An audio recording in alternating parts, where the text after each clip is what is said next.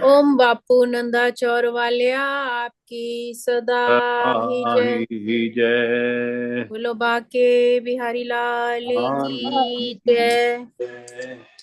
हरे कृष्ण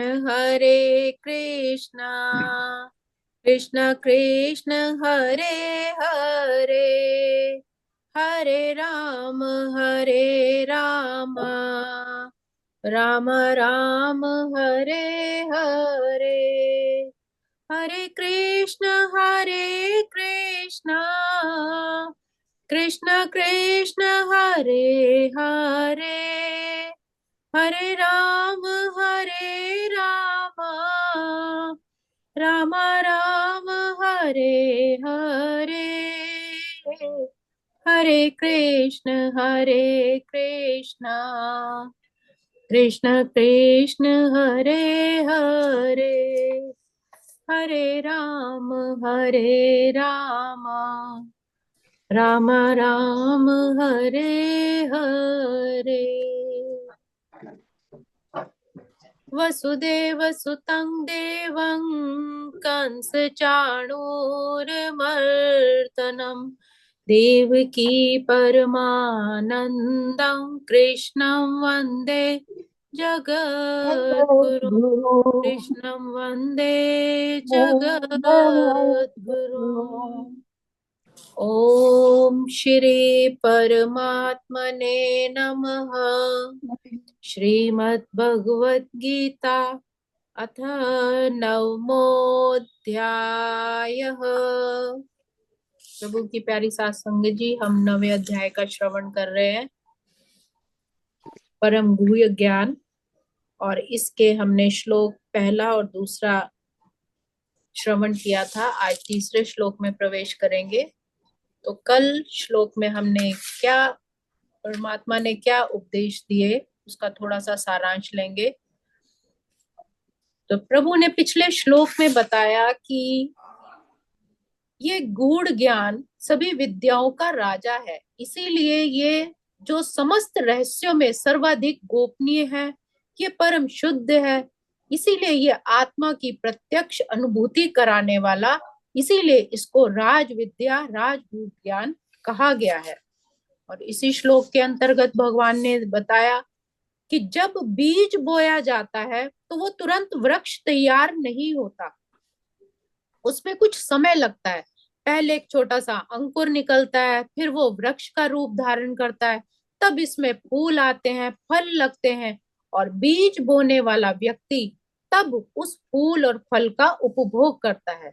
भगवान कहते हैं कि इसी प्रकार जब कोई मनुष्य कोई पाप कर्म करता है तो वो भी बीज की तरह ही होता है, इसके भी फल मिलने में समय लगता है। अर्थात कोई पाप तो हो गया, लेकिन उसे हम भूल गए कि जाने अनजाने हमसे ये पाप हो गया, तो एक वो बीज के समान हो गया। इसमें भी कई अवस्थाएं आती हैं। भले ही उस व्यक्ति ने बाद में पाप कर्म करना बंद कर दिया हो, बाद में वो भला आदमी हो गया हो, उसको ये विश्वास हो गया कि मुझे गलती से मुझे पाप हो गया या भूल चुका हो, लेकिन जो पिछला किया हुआ पाप कर्म है उसका फिर जब आगे फल आता है तब उसको वो भोगना ही पड़ता है। तो कुछ पाप तब भी बीज रूप में बचे रहते हैं, और जो बाद में फलीभूत होते हैं, जिन्हें हम दुख या वेदना के रूप में अनुभव करते हैं। हमें ऐसा प्रतीत होता है कि हे भगवान, हम तो आपके इतना नाम सिमरन पूजा पाठ करते हैं, फिर ये हमें शारीरिक दुख क्यों हुआ, ये हमारे साथ ऐसा क्यों हो गया? क्योंकि ये पिछले कोई ना कोई हमारा पाप कर्म ही होता है जो आगे फलीभूत होता है। और इससे निवारण का सिर्फ एकमात्र साधन है उस परमात्मा का नाम सिमरन।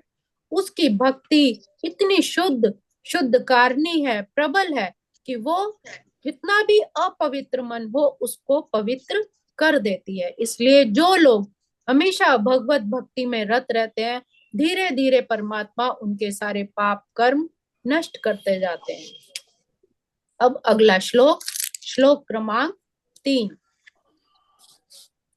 अश्रद्धानाफ पुरुषा धर्मस्यास परन्तप अप्राप्यमान् निर्वन्तन्ते मृत्यु संसार वर्त्मनि।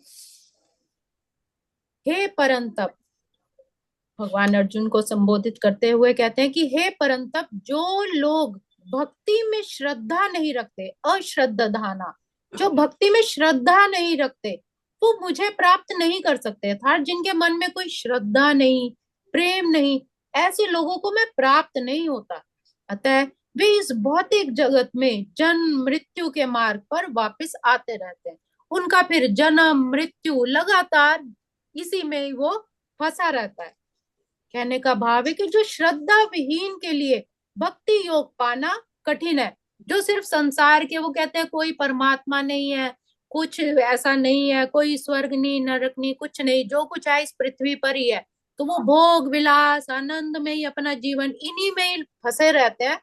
उनका भक्ति योग से, परमात्मा से, अध्यात्म से कोई लेना देना नहीं होता। तो भगवान कहते हैं फिर उन्हें जन्म, फिर दोबारा जन्म लेना पड़ता है, फिर मृत्यु होती है, क्योंकि उनका भक्ति योग उन्हें प्राप्त ही नहीं होता। तो श्रद्धा तो भक्तों की संगति से उत्पन्न होती है। जब कोई, श्रद्धा का मतलब हो गया वो प्रेम, वो अपनापन, जिनकी बातें सुनकर, जैसे हमारे सदगुरु महाराज होते हैं, जब कोई उपदेश देते हैं कुछ, तो हमें अपनापन लगता है, हमारे प्रेम, हमारा समर्पण होता है, और हमें लगता है कि जो वो बात कर रहे हैं हमारे हित के लिए कह रहे हैं, हमारे भले के लिए कह रहे हैं। तो यही श्रद्धा का मतलब है। और ये श्रद्धा कब जागती है? जब को हम भक्तों की संगति करते हैं, उन अपने ही जैसे भक्त की जब संगति करते हैं, संतों के मार्गदर्शन पर चलते हैं, तब हमारी श्रद्धा जागृत होती है। महापुरुषों से वैदिक प्रमाणों को सुनकर भी अभागे लोग ईश्वर में श्रद्धा नहीं रखते। कितनी बार बहुत सारे हमारे सत्संग में भी महाराज जी कहते हैं, जाते हैं, मानते हैं, गुरु को देखते हैं, मानते हैं, लेकिन गुरु की नहीं मानते। तो वो वही बात है कि जाना भी, सत्संग सुनना भी, लेकिन उनमें भाव ही नहीं, अपनापन ही नहीं पैदा हुआ, श्रद्धा ही नहीं हुई। वे झिझकते रहते हैं और भक्ति भाव में दृढ़ नहीं रहते। उनके मन में कुछ उठापटक, ऊपर नीचे चलता रहता है, तो वो अपनी भक्ति में दृढ़ नहीं रहते। श्रीमद् भागवत में भी कहा गया है कि वृक्ष की जड़ को सींचने से उसके डालें, टहनियां, पत्तियां तुष्ट होती है, और अमाशय को भोजन प्रदान करने से, अर्थात पेट में जब भोजन जाता है तो उससे शरीर की सारी इंद्रियां तृप्त होती है। उसी तरह जब उस परम पिता परमेश्वर की दिव्य सेवा की जाती है, उसका चिंतन किया जाता है, तो सारे देवता, समस्त जितने भी जीव हैं, सुख शांति है, स्वतः ही प्रसन्न होते हैं। सारे देवी देवता प्रसन्न हो जाते हैं और हमारी मनोकामनाएं, इच्छाएं स्वतः ही पूर्ण हो जाती हैं। कब? जब हम पूर्ण समर्पण से उस परमात्मा की का सिमरन करते हैं, उसकी दिव्य सेवा करते हैं। कृष्ण भावना भावित व्यक्तियों की 3 कोटियां बताई है। तीसरी कोटि में वो लोग आते हैं जो श्रद्धा विहीन है, जैसे दुर्योधन हो गया, शकुनी हो गया, जिन्हें परमात्मा पर विश्वास ही नहीं था और उन्हें बांधने चले थे। यदि ऐसे लोग ऊपर ऊपर से भक्ति में लगे भी रहे, तो भी उन्हें कोई सिद्ध अवस्था प्राप्त नहीं हो पाती। संभावना यही होती है कि वो कुछ समय के बाद ऐसे गिरते हैं कि फिर उनका ऊपर उठना असंभव ही हो जाता है। जहां तक श्रद्धा की बात करें, तो जो व्यक्ति भक्ति में निरंतर रहते हैं, उनकी दृढ़ श्रद्धा को, अवस्था को प्राप्त कर लेते हैं। अर्थात अगर हम अभी हमने अपने बापूजी का जीवन चरित्र भी सुना था, उसमें कितने लोगों की मनोकामनाएं पूर्ण होगी। बापूजी ने उनको आशीर्वाद दिया तो उनकी सारी मनोकामनाएं पूर्ण होगी। कैसे हुई? क्योंकि उनका दृढ़ विश्वास, वो श्रद्धा अपने सदगुरु पे था। तो जब अभी बुद्ध भैया ने भी बहुत सुंदर जो शब्द पढ़ा था, उसमें भी यही बात हुई थी कि जब हमारे अंदर पूर्ण श्रद्धा, पूर्ण विश्वास होता है, तो उस विश्वास के कारण ही हमारी सारी इच्छाएं पूरी होती हैं। तो वह कृष्ण भावनाव्रत का प्रथम कोटि का व्यक्ति कहलाता है, जिसकी दृढ़ श्रद्धा है। दूसरी कोटि में वो व्यक्ति आते हैं जिन्हें भक्ति शास्त्रों का ज्ञान नहीं है, किंतु स्वतः ही उनकी दृढ़ श्रद्धा है कि कृष्ण भक्ति सर्वश्रेष्ठ मार्ग है। जो सुनते हैं, श्रवण करते हैं, अतः वे इसे ग्रहण करते हैं। इस प्रकार वे तृतीय कोटि के उन लोगों से श्रेष्ठ हैं। अर्थात सुनने मात्र से ही उनका मन, उनकी बुद्धि, उनका विश्वास होता है कि नहीं, ये हमारी इच्छा परमात्मा जरूर सुनेंगे और हमें श्रेष्ठ मार्ग पर ले जाएंगे। सुनने मात्र से ही वो अपने बुरे कर्मों को त्याग के अच्छे मार्ग पर जाते हैं। तो ऐसे दूसरी कोटि में आते हैं। और तीसरी कोटि में वे लोग आते हैं जिन्हें ना तो शास्त्रों का पूर्ण ज्ञान है, ना उनके मन में कोई श्रद्धा है, अपितु संगति तथा सरलता के द्वारा वे उनका पालन करते हैं। बस मन में आया तो पालन कर दिया, नहीं तो नहीं किया, कोई श्रद्धा नहीं, या लोग दुनिया के दिखावे के लिए मान लिया। तो तृतीय कोटि के जो भक्त होते हैं वो अक्सर अपने रास्ते से गुमराह हो जाते हैं। किंतु द्वितीय कोटि के व्यक्ति गुमराह नहीं होते, वो किसी ना किसी अपने सद्गुरु से जुड़े रहते हैं। और प्रथम कोटि जिनका पूर्ण विश्वास और दृढ़ निश्चय होता है अपने गुरु पर, अपने इष्ट पर, उनके गुमराह होने का कोई प्रश्न ही नहीं होता। तो जो लोग परमात्मा की सिर्फ यह मात्र परमात्मा के बारे में के विषय में तथा भक्ति की श्रेष्ठता को सुनकर भी श्रद्धा नहीं रखता, अर्थात हम अपने महाराज जी की जो वाणी सुनते हैं, उनके आदर सम्मान करते हैं, और सुनकर भी अगर हमारे अंदर श्रद्धा नहीं होती तो यह सोचते हैं कि सिर्फ एक ये मात्र प्रशंसा है, तो उन्हें ये मार्ग अत्यधिक कठिन जान पड़ता है, भले ही वे ऊपर से भक्ति में रत क्यों ना रहे।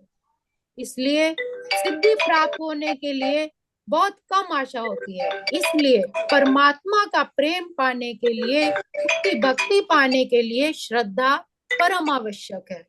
इसलिए परमात्मा में जब तक हमारे मन में उसके लिए प्रेम श्रद्धा नहीं होगी, तब तक उसको पाना संभव है।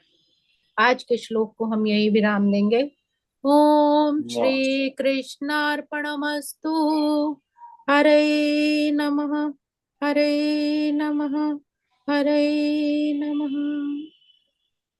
भजमन नारायण नारायण नारायण, श्रीमन नारायण नारायण नारायण, भव से तारायण तारायण तारायण, श्रीमन नारायण नारायण नारायण।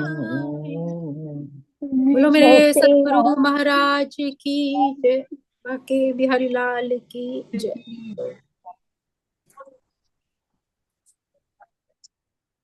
धन्यवाद संगीता, बहुत सुंदर आपका जो आपने हरी अभी। संगत का समय देने के लिए बहुत बहुत धन्यवाद। वाह जी वाह, धन्यवाद। हाँ जी।